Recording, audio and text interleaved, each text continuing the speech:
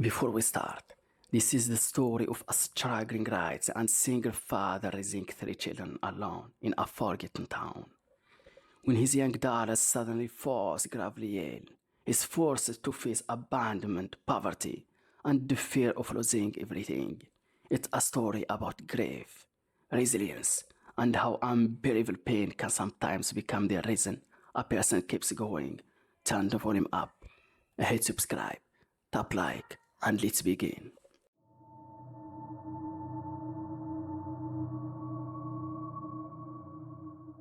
My name is Lucas Moreno. I'm 35 years old, and although I stubbornly call myself a writer, most days I feel more like a shipwrecked survivor trapped in a tiny apartment on the edge of nowhere.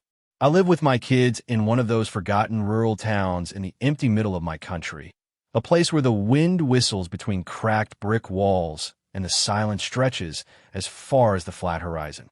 Calling myself a writer sometimes feels ridiculous. Truth is, I'm just a skinny guy with a bad back from too many hours hunched over an old laptop that only works plugged into the wall, polishing paragraphs with a stubborn, almost foolish hope that some editor somewhere will one day pull my work out of the dark. I've spent more than 10 years collecting rejection emails and polite no, thank you messages. I have drawers, real and digital, crammed with manuscripts that no one has read, and, if I'm honest, maybe no one will ever read.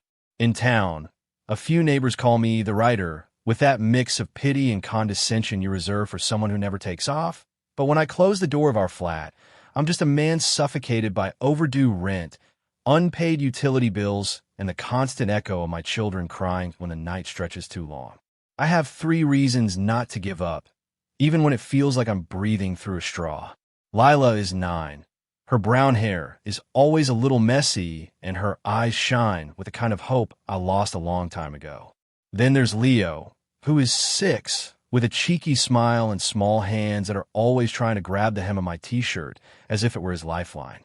And the youngest, Tomas, 4 years old, is pure laughter, noise, and a never-ending demand for hugs and attention.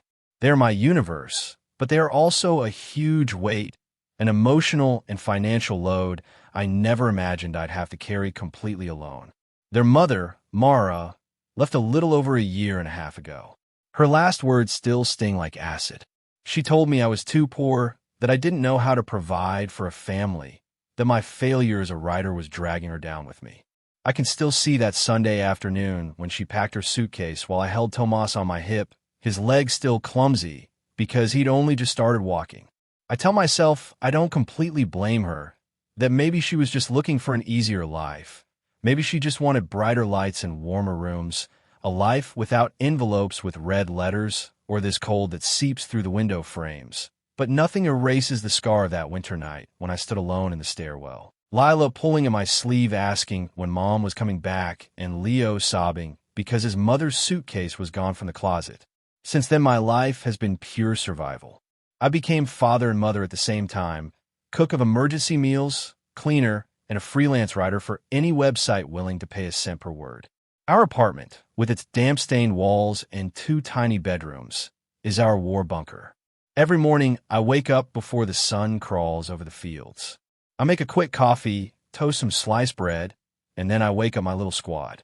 I dress them as fast as I can. We rush out, drop Tomas at daycare and Lila and Leo at the local public school, and then I go back to the empty apartment where only the humming fridge reminds me that the world hasn't stopped. I know novels don't automatically put food on the table, so by day I turn into a cheap copywriter, selling my words to whoever pays. I write ads for car insurance, edit lifestyle blog posts, and even help with technical reports using online dictionaries I barely understand. By day, I rent out my pen. By night, I try to be the author I always dreamed of being, and in between is the chaos of raising 3 kids alone. I'm in Leo's tracksuit when he tears in the playground. I hug Lila when she feels lonely, and I read them the same bedtime story over and over so that the world feels safe for a few minutes before they fall asleep. My own parents are another open wound. They live in their bubble on the sunny coast, in a bright apartment overlooking the sea, where sunlight pours through big windows and everything smells of expensive holidays. They call on birthdays or at Christmas, more out of habit than genuine affection, to repeat that I should have studied something useful like engineering or business. They haven't set foot in this town since Mara left. Whenever I ask them for help, even for something small like taking the kids for a long weekend, the same list of excuses appears. A cruise, a golf tournament, a dinner they can't miss. For them, I'm just the son who never learned to make money, the disappointment clinging to a dream they cut in pieces years ago. But when I watch my 3 children sleep in those squeaky bunk beds that groan with every tiny movement, I know that fragile dream is the only thread keeping us from drowning. Many nights, when the house is finally quiet, I stare at them and feel a tight knot in my chest that makes it hard to breathe. The silence becomes a judge, and I torture myself with the same questions. If I were better, if I earned more, would they have more than cheap sneakers and secondhand coats? I picture a house with a small garden that doesn't smell like mold, dinners that don't depend on supermarket discounts, weekend trips to theme parks they only know from TV ads. But reality is a hamster wheel. Move forward minute by minute, crossing off days on the calendar while I try to use my hugs as a shield against poverty. I live on the edge of total exhaustion. Any unexpected bill could knock us over. There are nights when, after closing their bedroom door, I sit in front of the pale blue light of the laptop and feel the tears fall without asking permission. I don't cry for the stories I'm trying to write. I cry from the heavy feeling that, no matter how hard I try, I'm never good enough and I never earn enough to stop my kids from being the poor kids. Then I wipe my face with my sleeve. I can't afford to fall apart in front of them. They need to believe their father is a rock, even if inside I feel like sand slipping away. And then life decided that our misery still wasn't enough of a test. One freezing morning in January, Lila woke up with a rough, tearing cough that sounded like it was ripping her chest from the inside. At first I told myself it was just one of those viruses that jump from kid to kid at school. But by noon it was clear this was different. Her forehead was burning hot, her lips pale and cracked, and her skin had a strange, almost gray color that froze my blood. She curled up on the sofa, her eyes half closed, and looked at me with a tiredness that didn't belong to a child. Panic climbed my spine like ice water. I called the health center and described her symptoms. The pediatrician didn't hesitate and told me, "Don't wait. Take her to the hospital now." My hands shook as I threw a change of clothes into a backpack, a bottle of water, and the bottle of fever medicine. Leo and Tomas, scared by my tension, clung to my legs like they were drowning. "What's wrong with Lila, Dad? Is she going to die?" They asked with voices that were too small for words that big. I had no answers, only fear, so I told them to put on their coats while I carried Lila in my arms, and we stumbled down the stairs to our old car, the one that always takes too long to start when you most need it. The hospital was only about 10 minutes away, but that drive felt endless.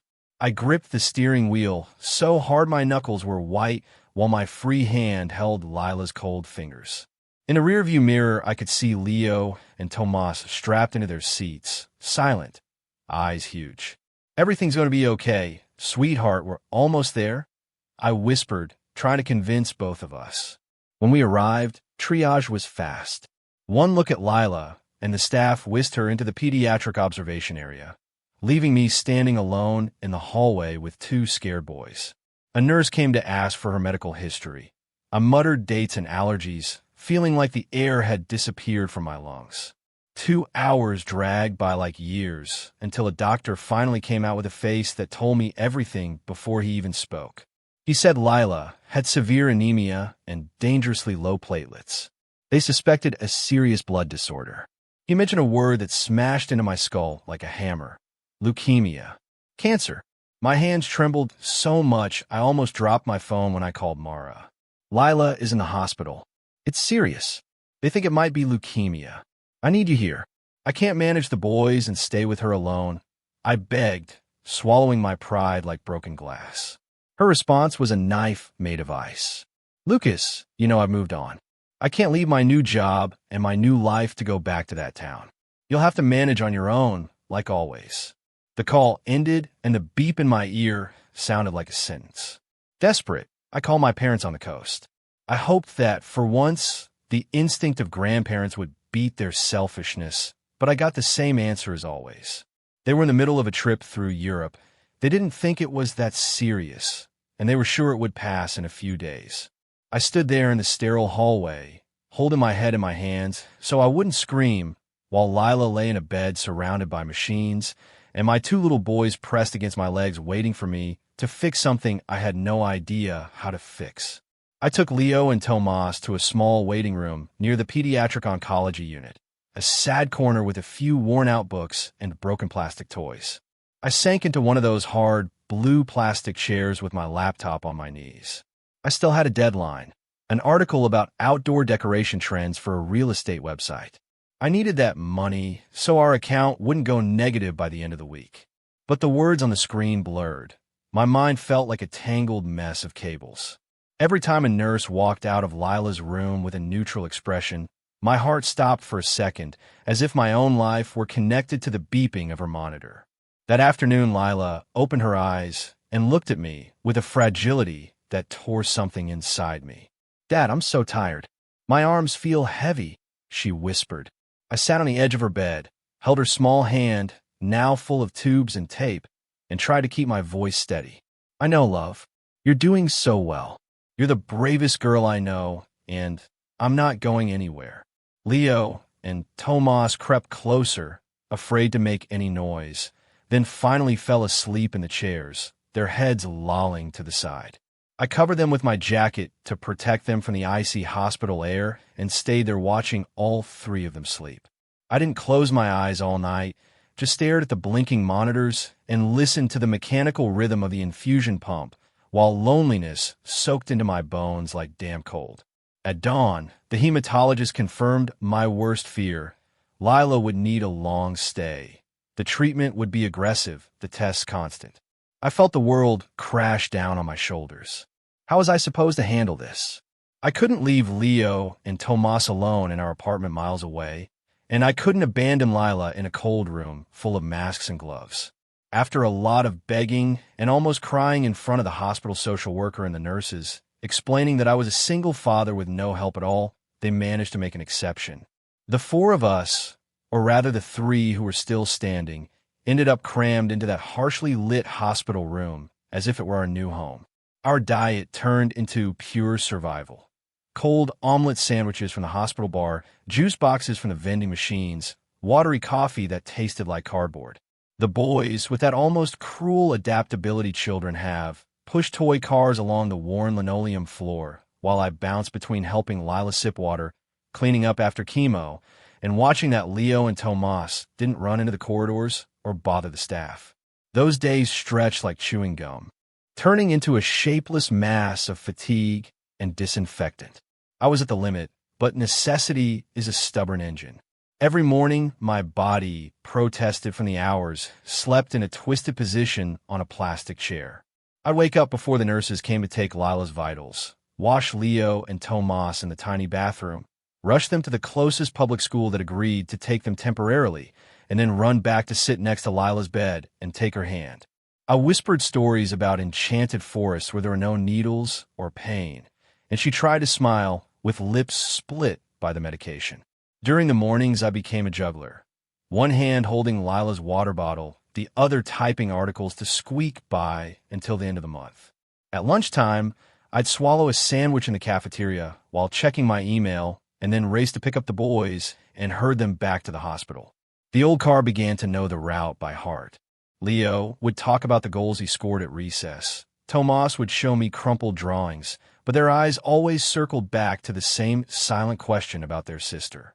At night, the hospital room turned into our living room. Leo would tell Lila about his superheroes. Tomas would cover entire pages in wild scribbles. And I used those brief moments of calm to finish writing assignments with my back on fire and my chest empty. Some nights exhaustion hit me so hard I would fall asleep with my fingers still on the keyboard, waking with a start when Tomas cried, "Dad, where are you? I am scared." In those totally dark moments, I would look at them, two boys curled up together in a worn armchair, then look at Lila's thin hand in mine and whisper to myself, "I have to keep going. I have to be the bridge that carries them to the other side of this storm." The days in that ward moved with nightmarish slowness. Leo and Tomas, with that strange resilience kids have, blended into the rhythm of the oncology floor. Leo spent hours drawing caped heroes and covering Lila's headboard with them, turning her bed into a fortress of colored paper. Tomas, half oblivious to the real danger, held tight to his battered plastic dinosaur and mumbled stories about jungles and monsters as he sat on the cold floor. I invented games near the vending machines so they wouldn't see what adults saw clearly. Their big sister, the one who always defended them, was fading like a candle in a draft. In a moment of absolute desperation, I called Mara again. At that point, I had no pride left, only raw need. Mara, I'm begging you. Lila needs you. She's getting weaker. Come see her, at least for an afternoon. The kids asked for you, I said, hearing my voice crack. Her answer was even colder than before. I told you, Lucas, that chapter of my life is closed. I'm not going back to that town or that hospital. You're their father. Take care of it. The beep at the end of the call pierced my chest. I tried my parents again, looking for some last trace of humanity. We'll come when we're back from our trip, son. Be strong. Have patience, they said with a lightness that felt like a cruel joke. We were alone. Only Lila, the boys and I, locked in a room that smelled of disinfectant and fear. Our one lifeline was Hannah, one of the evening nurses. She had brown hair tied in a neat ponytail, clear eyes, and a way of speaking that was firm but genuinely kind. Every time she came in to change Lila's or check the monitor, she took a second to ruffle Leo's hair or leave a sticker on Tomas's hand. Your kids are so brave, Lucas, she told me one night while Tomas dozed on my lap. What you're doing for them is incredible. You're a good father. I gave her a bitter half-smile. I'm not incredible, Hannah. I'm just trying to keep the ceiling from falling while everything else collapses. After 3 weeks that felt like 3 long winters, the head hematologist called me into his office. He was a man in his 50s named Dr. Fowler, with tired eyes behind thin frames and a desk buried under files and cold coffee cups. I sat in the chair, facing him with my hands clenched, so hard my nails dug into my palms. Lucas, he started, and just hearing my name in that tone made my skin prickle. We have the final results. The bone marrow biopsy and the tests confirm it. Lila has acute myeloid leukemia. It's a very aggressive form. We're going to start chemotherapy immediately, but I have to be honest. The prognosis in children is complex. The treatment will be very hard, and the chances of survival are not as high as we'd like. I need you to be very strong. I don't remember how I stood up or how I walked back down the hallway. I just know I ended up with my forehead pressed against the cold wall beside the vending machines, trying not to scream. Lila, my little 9-year-old who wanted to be a vet and ride dragons in her dreams, was going to war against an enemy too small to see. I wanted to smash the windows, to yell at Mara for her selfishness, to curse my parents for their absence. But I couldn't. Instead, I washed my face in the bathroom, forced my features into something that looked like a smile, and walked back into the room to tell my daughter that her dad was there, and that while he was there, no harm would reach her, even though I knew that was a lie heavier than any truth. The following week turned into a whirlpool of pain, beeping machines, and the metallic smell of hospital corridors. Lila started her chemo cycles, and each time I saw her lying in that bed, losing her soft hair and turning almost transparent, I felt like a piece of my soul was being torn out. She still tried to talk, to ask about Leo's drawings or Tomas's daycare, and she forced a smile when I read her favorite fairy tales, but I could see the light in her eyes retreating, like a candle fighting against a wind it couldn't beat. Leo and Tomas, even if they didn't understand everything, felt how heavy the air had become. Leo stopped drawing superheroes with capes. Now he drew a small girl in a huge bed surrounded by yellow flowers. Tomas kept asking, with innocent cruelty, when is Lila coming to play hide and seek with me again, Daddy? Hannah was there through all of it, going way beyond what her job required. She became our quiet guardian, our anchor to sanity, offering comfort more with her presence than her words. One night, while the boys slept curled up on the armchair, she sat beside me in the hallway. She asked if I wanted to talk, and something inside me finally broke. I told her everything. Mara's cowardly escape, my parents' coldness, the terror of losing Lila, the doubt of whether I could raise the boys if she died. Hannah listened without interrupting, her hand steady on my shoulder. I lost my big brother to something similar, she admitted, looking at the floor. I know that feeling of wishing you could trade places. But you're not alone here, Lucas. Lila and the boys need you more than ever. They are your real masterpiece. Her words were like a bandage on an open wound, not enough to close it, but enough to keep me from bleeding out. A week later, fate slammed us again. Lila's condition took a drastic turn. The chemo wasn't working as hoped. The malignant cells were too fast, too hungry. She started having high fevers that wouldn't come down and bone pain, so intense she whimpered in her sleep. I spent those nights sitting by her bed, holding her thin hand and singing the same lullabies I used when she was a baby, even though my voice broke with every line.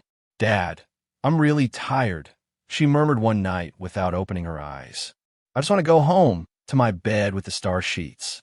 I bent over her, kissed her sweaty forehead, and let my tears fall into her pillow. "I'll take you home, princess. I promise." I whispered, a promise the universe would not let me keep. A few days later, in the quietest hour of the night, Lila died.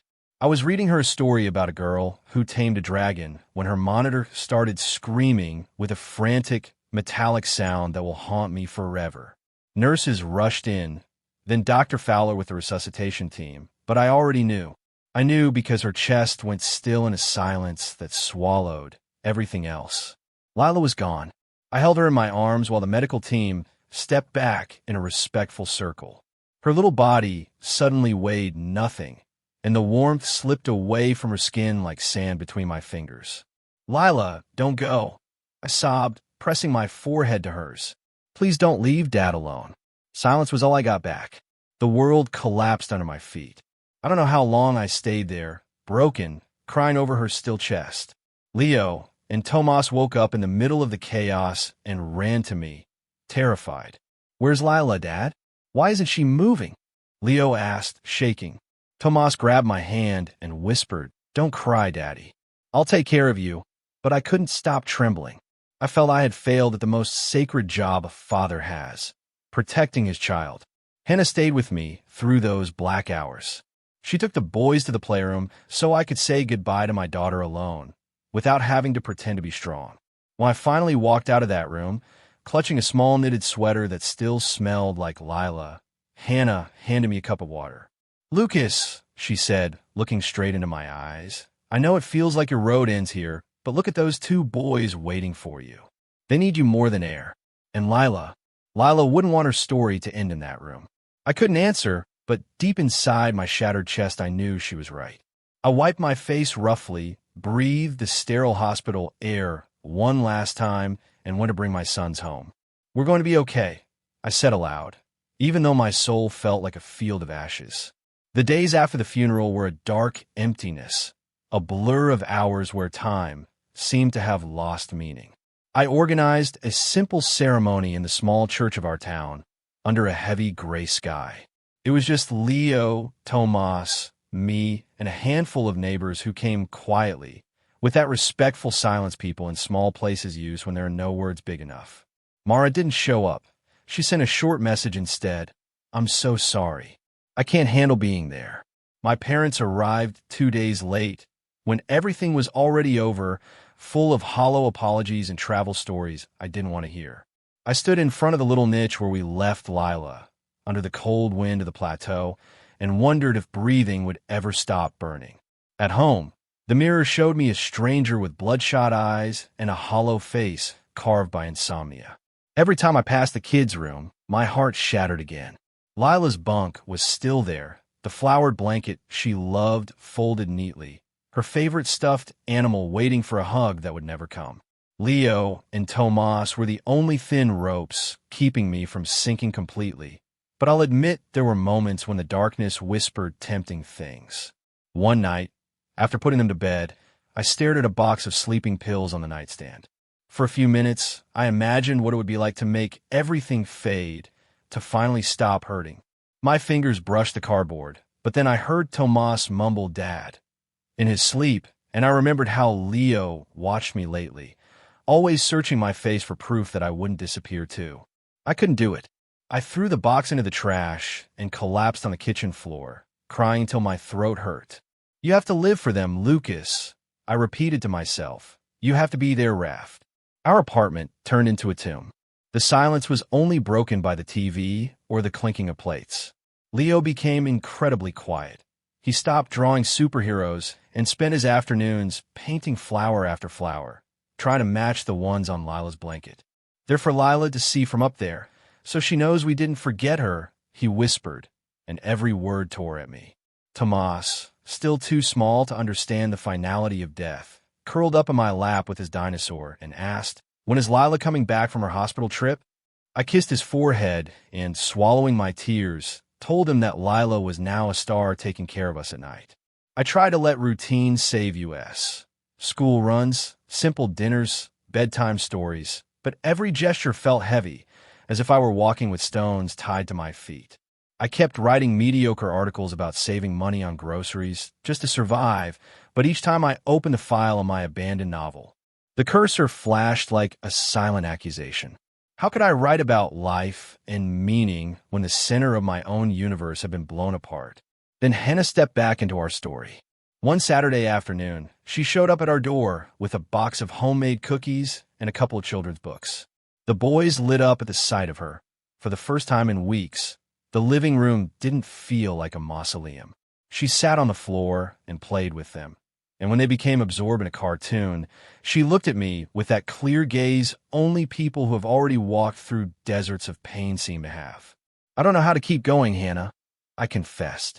"It feels like I'm pretending to be alive." She talked about her brother again, but this time she went deeper. "There were months when I felt like a fraud too," she said, "but I understood that continuing, taking care of the people who are still here, and doing what gives you purpose is the only way they don't disappear completely. She lives in your resistance, Lucas." Her words didn't erase the pain, but they gave me permission to feel it without letting it destroy me. That same night, after tucking the boys into bed, I opened the file I'd renamed What Remains of Us, and something finally broke free. The words poured out with a force and honesty I had never known. I wrote about Lila, about her laughter echoing down the hallway, about how she squeezed my hand in those endless nights. I wrote about Mara's betrayal, my parents' cold crystal selfishness, and the loneliness of a father who feels like a failure but still makes breakfast every morning. I wrote about being a castaway who decides to build a boat out of wreckage instead of letting the waves win. I wrote while listening to the soft breathing of Leo and Tomas through the thin walls, and every page was a scream, a way to keep the fire of memory alive and finally look my own grief in the eye. Hannah became our anchor, the safe harbor we clung to whenever the storm of mourning returned. She came by often, sometimes with new books for the kids, sometimes just to sit in a silence that no longer felt threatening. When I shyly told her I was working on something new, she didn't hesitate. "You have to finish it, Lucas," she insisted. "Pour everything into those pages. I have a feeling it will reach a lot of people." I laughed bitterly. "It's just the rambling of a broke single dad, Hannah. No one cares about the sadness of an ordinary man." She squeezed my hand until I looked at her. "You're wrong. It's the story of someone who didn't give up when the world ran over him. That matters. It deserves to be told." That was the spark I needed.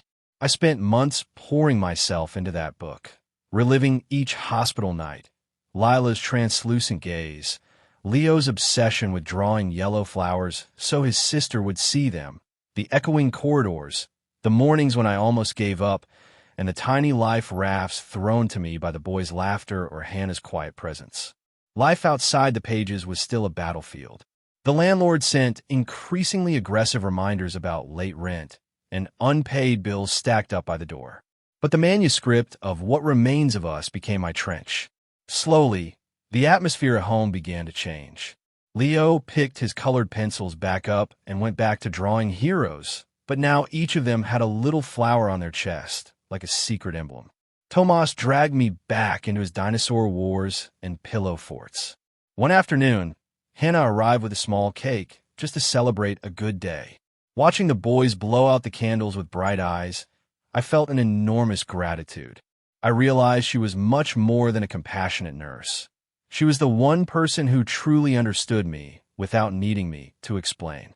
She didn't try to fix my life or replace Lila. She simply stood beside us like a lantern on a dark road, and little by little, I allowed myself to feel something that looked suspiciously like hope.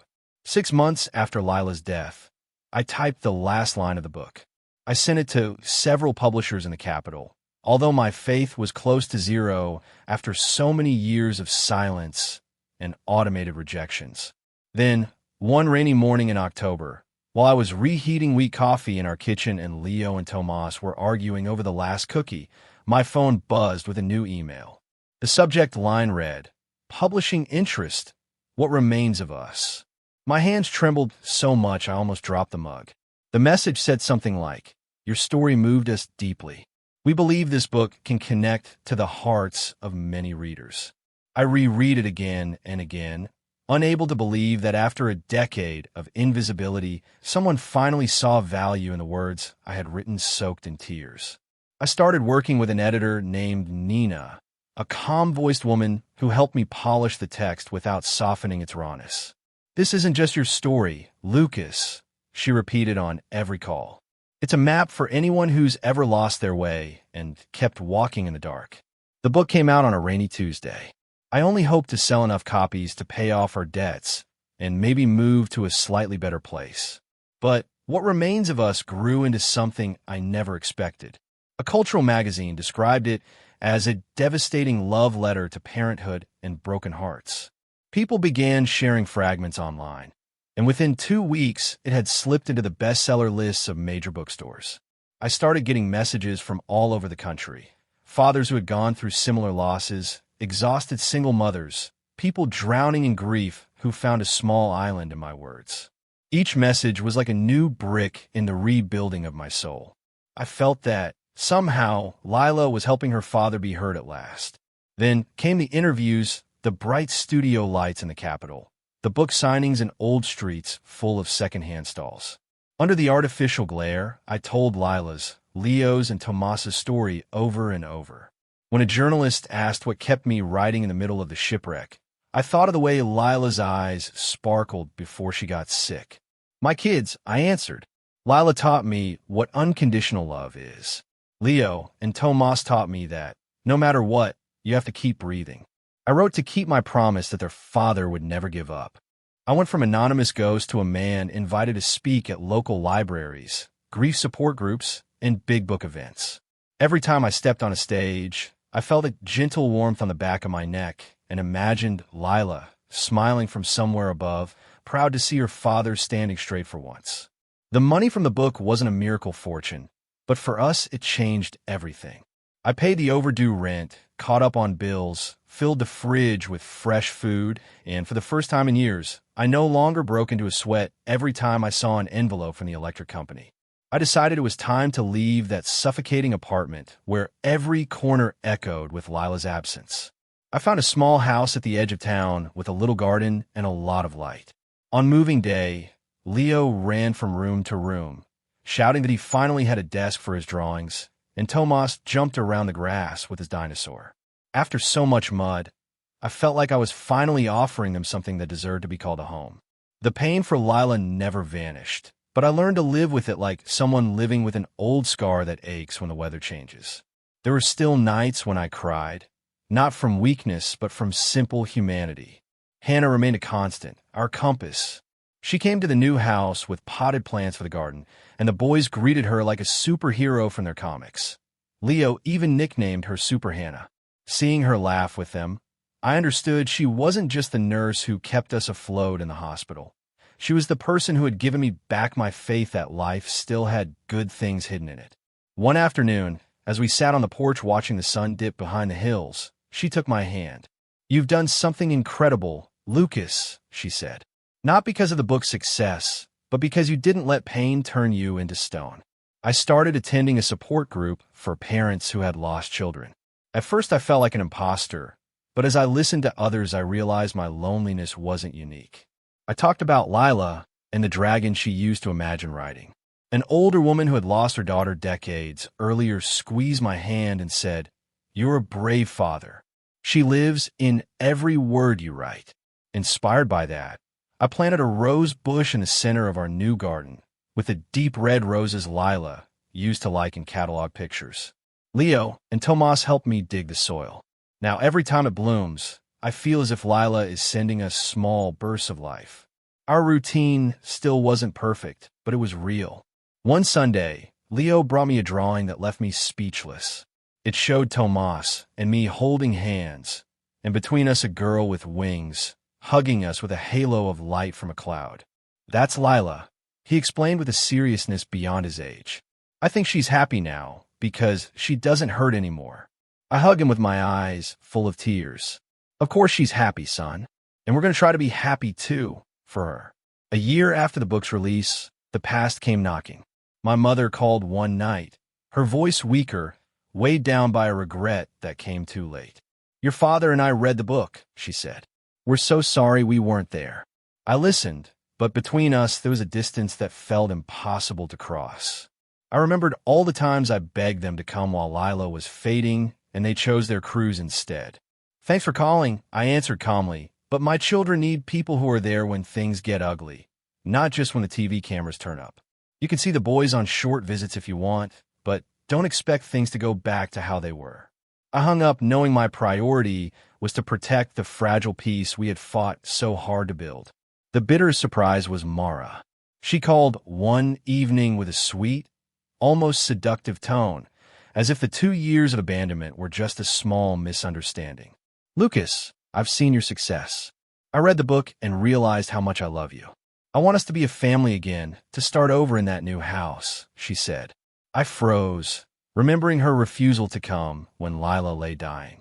"You left when we needed you most," I replied steadily. "You weren't there through the fevers, the nights when they cried, asking why Mom never called. There's no place for you at this table now." When I hung up, it felt like dropping a giant weight. I didn't feel hatred, just a clean, healing indifference. While others tried to jump onto our new life, Hannah stayed quietly and faithfully. Our relationship blossomed in the small things. The coffees on the porch, the shared looks over the boys' heads, the way her presence softened the sharp edges of every day. One night, under a sky full of stars, I told her, "You helped me see that life can be worth it even when it hurts." She smiled with the same gentle warmth that had saved me months before. "You're stronger than you think, Lucas," she said. In that moment, I understood I was deeply in love with her, a mature love born from understanding, not from trying to fill an empty hole. She wasn't there to replace anyone. She was there to bring her own light. Leo and Tomas grew healthy and strong. Sometimes Leo asked if Lila could see him when he scored a goal at recess, and I always told him she was his most loyal fan. Tomas, with his 5 years, invented stories about Lila flying between clouds on a bright dragon. Hannah was no longer an outsider. She was part of us. One day, while we were finishing some work in the garden, I asked her to join us fully, to be the family the world had tried to steal from us. She nodded with tears in her eyes. "We've been a family for a long time already, Lucas," she answered. "We didn't erase the past, because it sculpted who we are. Lila is in every rose petal, in every page I write, in every corner of our home. I've learned to turn pain into the engine of my journey, and I keep writing for all those who need to know there's a way out of the deepest hole." One spring morning, as I watched Leo and Tomas running under the bright sun with Hannah beside me, I felt a peace I had never known. Our life still isn't perfect, but it's ours, a new family, built from the ashes with love and, above all, with hope. I looked up at the sky, where the blue seemed especially intense, and whispered, "Lila, we did it. Are you proud of us?" At that exact moment, a soft breeze brushed my face, and I chose to believe it was her, sending me back the kiss I couldn't give her on that last day. Thank you for staying with me until the end of this story. If it resonated with you, hit the like button, tell me in the comments which part touched you the most, and from which country you're listening, and don't forget to subscribe to the channel, because there are many more stories like this one on the way.